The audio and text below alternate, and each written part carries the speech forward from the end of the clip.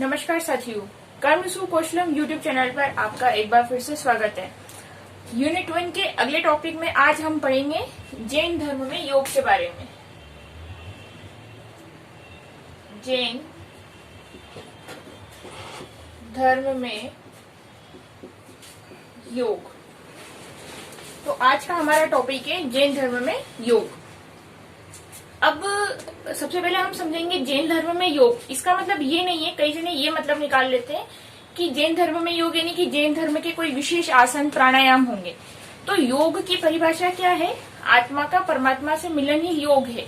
तो जैन धर्म ने आत्मा यानी कि हमें परमात्मा से मिलाने के लिए क्या मार्ग बताया? मोक्ष प्राप्ति के लिए, जिसको निर्वाण या जैन धर्म में कैवल्य भी बोलते हैं। तो वो जो योग है उसके बारे में हम चर्चा करेंगे, आध्यात्मिक योग के बारे में, कि कैसे जैन धर्म ने किन मार्ग का अनुसरण करके जो है ईश्वर प्राप्ति का साधन बताया है। तो सबसे पहले हम देखते हैं जैन शब्द जो है किससे बना है। तो जैन धर्म जो है वो एक शब्द है जिन, ये बना है जिन शब्द से, जिन दर्शन से। इसका अर्थ होता है विजेता। विजेता कौन सा? विजेता कौन सा? आत्म विजेता।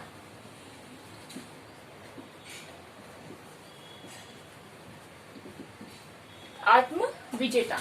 तो जो जीवन मुक्त योगी होते हैं वो जिन कहलाते हैं, यानी कि जिन्होंने राग द्वेष को त्याग करके, जिन्होंने जो अपनी आत्मा के स्वरूप में जो अवस्थित हो गए हैं, है ना, वो जिन्होंने ईश्वर मोक्ष को प्राप्त कर लिया। तो जिन्होंने राग द्वेष पर विजय प्राप्त कर ली और अपने स्वरूप में स्थित हो गए, वो जिन कहलाते हैं। अब जैन धर्म में जो है कुल कितने हुए हैं? 24 तीर्थंकर हुए हैं, यानी कि 24 जो है इनके गुरु हुए हैं। तो जो प्रथम है वह है भगवान आदिनाथ ऋषभ देव जी।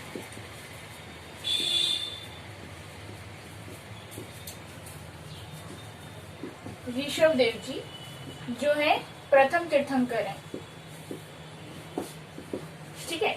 और जो अंतिम तीर्थंकर है यानी कि 24वें तीर्थंकर है, वह है भगवान महावीर स्वामी।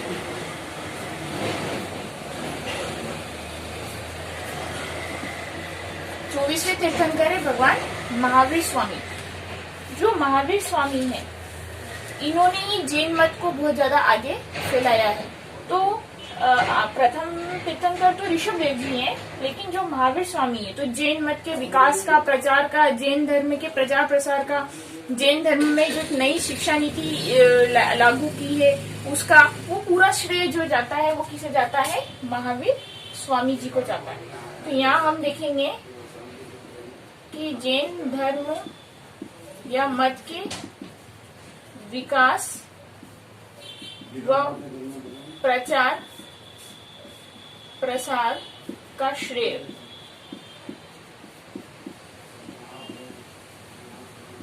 महावीर स्वामी जी को जाता है, ठीक है। महावीर स्वामी जी ने ही जो है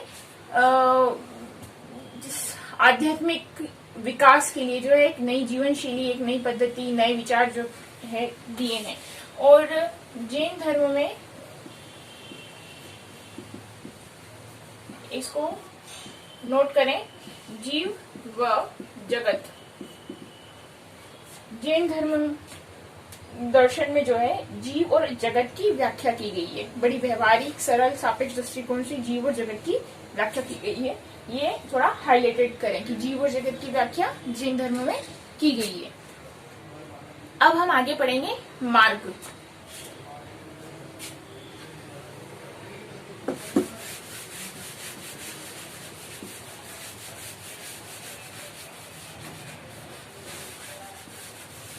ये प्रश्न बड़ा इम्पोर्टेंट रहता है कि प्रथम तीर्थंकर जो थे वो तो ऋषभ देव जी थे, अंतिम तीर्थंकर महावीर स्वामी। अब हम देखेंगे आगे जैन धर्म के जो मूल ग्रंथ हैं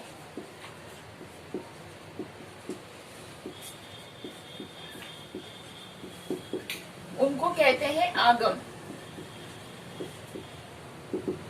जैन धर्म के मूल ग्रंथों को क्या कहते हैं? आगम। और इसमें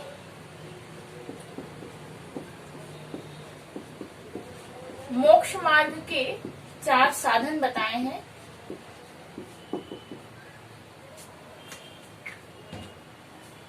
मोक्ष मार्ग के 4 साधन हैं, वो है ज्ञान, दर्शन, चरित्र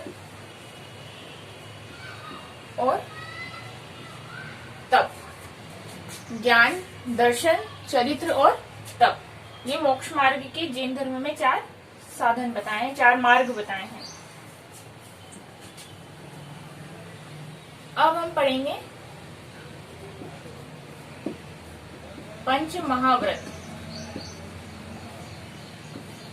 इनको जैन धर्म के पंचशील सिद्धांत भी बोलते हैं। अब ये कौन कौन से हैं?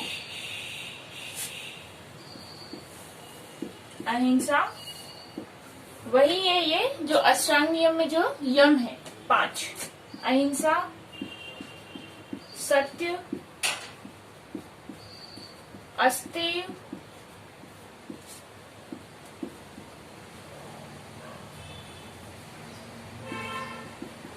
ब्रह्मचर्य और अपरिग्रह। अहिंसा यानी कि मन, वचन, कर्म से किसी को भी तकलीफ नहीं पहुंचाना, हिंसा नहीं करना। सत्य यानी कि वास्तविक सत्य पाठी करना। अस्तेय यानी कि चोरी नहीं करना।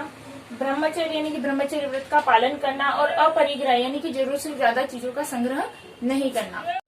अब ये जो महाव्रत है, अपन इसकी बात करते हैं। एक बार ये शब्द लेते हैं। पंचशील सिद्धांत जो है वो साधुओं के लिए और गृहस्थों के लिए एक ही है।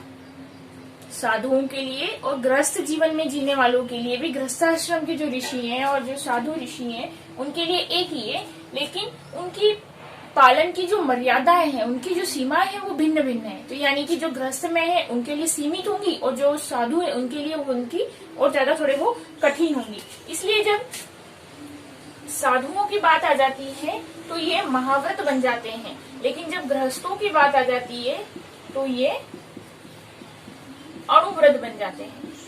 ये अणुव्रत गृहस्थों के लिए और महाव्रत जो है ये 5 ही, और साधुओं के लिए ये महाव्रत कहलाते हैं। और ओवरऑल जो देखें तो इनको क्या कहते हैं? पंचशील सिद्धांत। पंचशील सत्य, अहिंसा, ब्रह्मचर्य, अस्तेय और अपरिग्रह। अब हम देखेंगे अगला त्रिविध योग।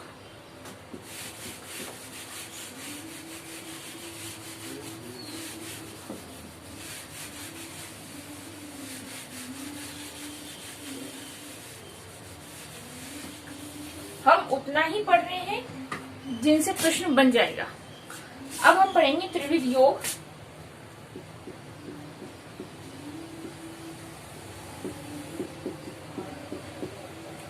या इसको बोले रत्नत्रय।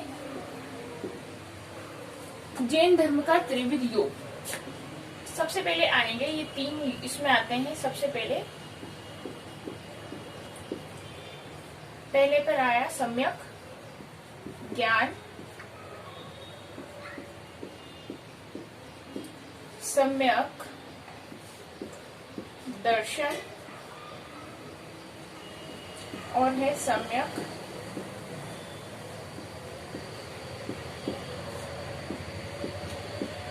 चरित्र। ये तीनों मिलकर के ही जो है त्रिविध योग कहलाते हैं, जो मोक्ष का मार्ग बताते हैं। सम्यक ज्ञान यानी कि वस्तुओं का, यथार्थ वस्तुओं का, सत्य का और असत्य में जो है डिफरेंस है, उसमें वास्तविकता का पता होना, वो सम्यक ज्ञान है।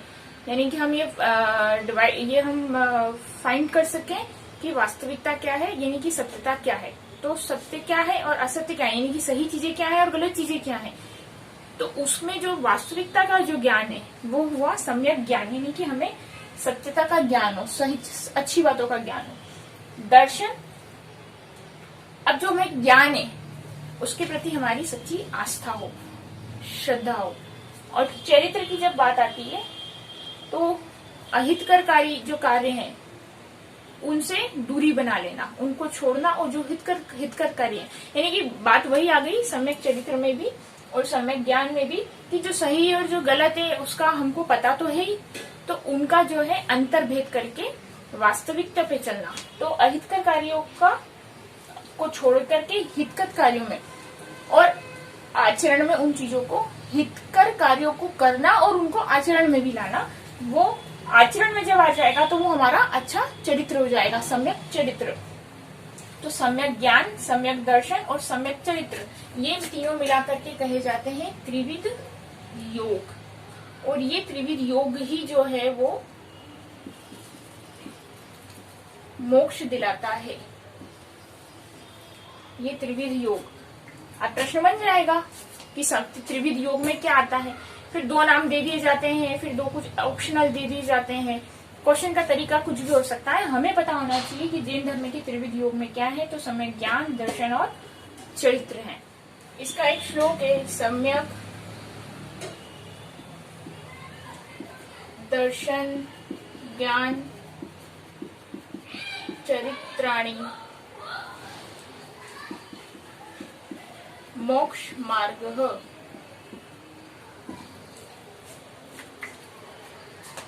यानी कि सम्यक दर्शन, ज्ञान और ये जो चरित्र का त्रिविध योग है, यही मोक्ष का मार्ग है। यही आध्यात्मिक आत्मा की जो है आध्यात्मिक उत्कर्ष की ओर लेकर के जाता है। इसी से योग जो है वो परिपुष्ट होता है, और जब योग परिपुष्ट होता है तभी जो है मोक्ष की प्राप्ति होती है। तो आज हमने ये देखा जैन धर्म में योग के बारे में। तो आज के लिए बस इतना ही। नेक्स्ट वीडियो में हमारा रहेगा अगला टॉपिक बौद्ध धर्म में योग के बारे में। और मैंने ये पहले ही डिफाइन किया कि योग से कई स्टूडेंट ये अर्थ निकाल लेते हैं कि जैन धर्म ने कुछ विशेष आसन प्राणायाम बताए होंगे। योग का मतलब है कैसे ईश्वर की प्राप्ति की जाए। तो हर धर्म ने अपने अपने अलग अलग मार्ग बताए हैं। आज हमने जैन धर्म का मार्ग पढ़ा, अब हम पढ़ेंगे बौद्ध धर्म में योग के बारे में। तब तक अगले वीडियो में पढ़ेंगे हम बौद्ध धर्म में योग में। तब तक आपका काम है वीडियो पसंद आए तो वीडियो को लाइक करें, चैनल को शेयर करें, सब्सक्राइब करवाएं, सब्सक्राइबर थोड़े से बढ़ाएं। कुछ क्वेश्चन हो तो आप जरूर से कमेंट भी करें और ज्यादा से ज्यादा वीडियो को शेयर करें। Thank you.